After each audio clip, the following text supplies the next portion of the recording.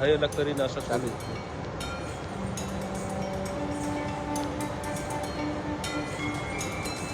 एकदम हलू ना मुझे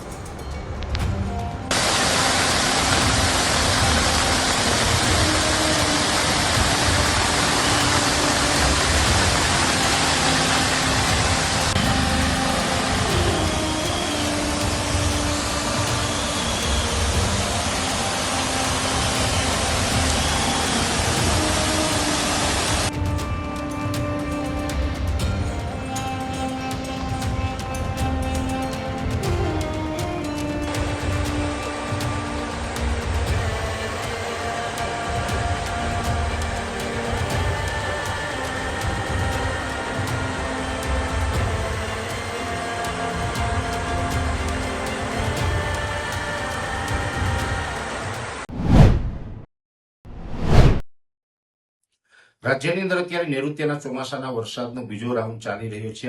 આજ સુધીમાં રાજ્યના અનેક વિસ્તારોની અંદર સારા વરસાદો નોંધાયા છે. અમુક વિસ્તારમાં ભારે વરસાદો પણ નોંધાયા છે. પણ હવે આવનારા 3-4 દિવસ દરમિયાન ગુજરાતની અંદર ભારેથી અતિભારે વરસાદની શક્યતાઓ છે. રાજ્યના અમુક વિસ્તારની અંદર મેઘ તાંડવ થાય તેવી પણ શક્યતાઓ છે. એટલે કે અમુક વિસ્તારોની અંદર 10 ઇંચ સુધીના વરસાદોની પણ સંભાવનાઓ છે, જે વિશે સંપૂર્ણ માહિતી આપવાની છે. આમ તો 22 જૂન 2025 થી રાજ્યની અંદર આ વરસાદનો બીજો રાઉન્ડ ચાલુ થયો છે.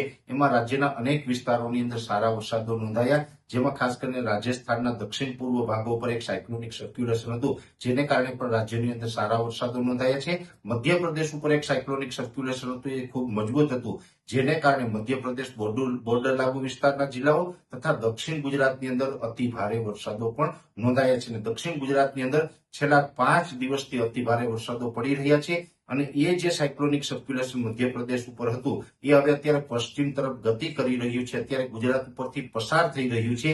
એટલે આ જે સાયક્લોનિક સર્ક્યુલેશન છે એ મધ્ય ગુજરાત, ત્યારબાદ કચ્છના ભાગો અને કચ્છના રસ્તે પાકિસ્તાન તરફ આગળ વધે તેવી સંભાવનાઓ છે. એટલે આવનારા 3 દિવસ સુધી રાજ્યના અનેક વિસ્તારોની અંદર અતિ ભારે વરસાદોની શક્યતાઓ છે, જેમાં 27, 28 ને 29 જૂન આ 3 દિવસ એવા હશે કે એમાં ભારેથી અતિ ભારે વરસાદોની શક્યતાઓ છે.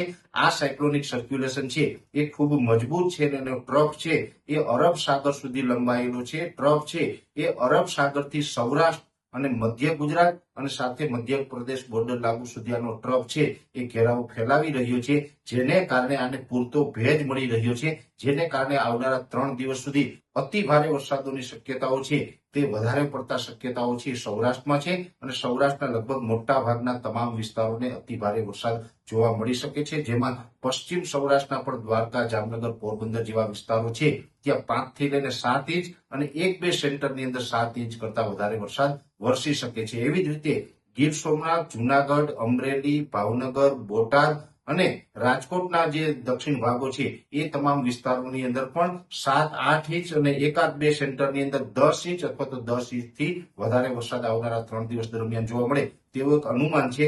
મોરબી, સુરેન્દ્રનગર જિલ્લાની અંદર પણ એકંદરે વરસાદનું પરફોર્મન્સ ખૂબ સારું રહેશે. ત્યાં પણ સામાન્યથી ભારે ને 1-2 સેન્ટરની અંદર અતિ ભારે વરસાદ પડવાની શક્યતાઓ છે. કચ્છ જિલ્લાની અંદર અત્યાર સુધી સામાન્ય વરસાદો હતા, પણ હવે આવનારા 3 દિવસ સુધી નૈઋત્યનો ચોમાસું છે એ પ્રથમ વખત અતિ ભારે વરસાદના રૂપમાં કચ્છ જિલ્લાને અસર કરશે. અને 27, 28 ને 29 તારીખ દરમિયાન કચ્છ જિલ્લાના તમામ વિસ્તારોને ગમરોળી નાખે તેવી શક્યતાઓ છે. કચ્છની અંદર પણ એકંદરે સારો વરસાદ જોવા મળશે. જોકે આની તીવ્રતા સૌરાષ્ટ્રની અંદર વધારે રહેવાની છે. અને બીજા નંબર ઉપર હશે દક્ષિણ ગુજરાત. દક્ષિણ ગુજરાતની અંદર ઓલરેડી છેલ્લા 4-5 દિવસથી સારા એવા વરસાદો પડી રહ્યા છે અને હજુ પણ આવનારા 3 દિવસ સુધી ત્યાં સારા વરસાદો જોવા મળે તેવી શક્યતાઓ છે. ખાસ કરીને મધ્ય ગુજરાતના અમદાવાદ, વિરમગામ, ગાંધીનગર જેવા વિસ્તારો છે એમાં પણ એકંદરે 2 થી લઈને 6 ઇંચ સુધીના વરસાદો સંભવ છે.